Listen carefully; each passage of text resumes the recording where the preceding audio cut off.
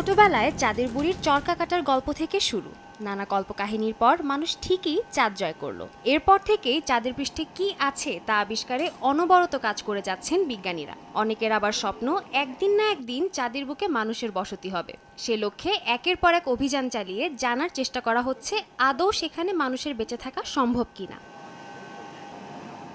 বিজ্ঞানীরা দীর্ঘদিন ধরেই বলে আসছিলেন যাতে পানির অস্তিত্ব পাওয়া গেলে সেখানে বসতি স্থাপন খুব কঠিন কিছু হবে না। এবার যেন তাও সত্যি হতে চলেছে। চাঁদের পৃষ্ঠে পানির অস্তিত্ব খুঁজে পাওয়ার সম্ভাবনার কথা জানালেন চীনের বিজ্ঞানীরা। চাঁদের পৃষ্ঠ থেকে চ্যাং-ই-5 এর সংগৃহীত নমুনাতে পানির অস্তিত্ব সমৃদ্ধ খনিজ উপাদান খুঁজে পাওয়ার দাবি করেছেন চীনের বিজ্ঞানীরা। সরাসরি পানির অণু খুঁজে পাওয়া যায়নি, তবে বিজ্ঞানীদের আশা এবার চাঁদের বুকে সরাসরি পানি ও অ্যামোনিয়ার অণু খুঁজে পাওয়া যেতে পারে, যদিও তা হাইড্রেটেড সল্ট আকারে পাওয়ার সম্ভাবনাই বেশি।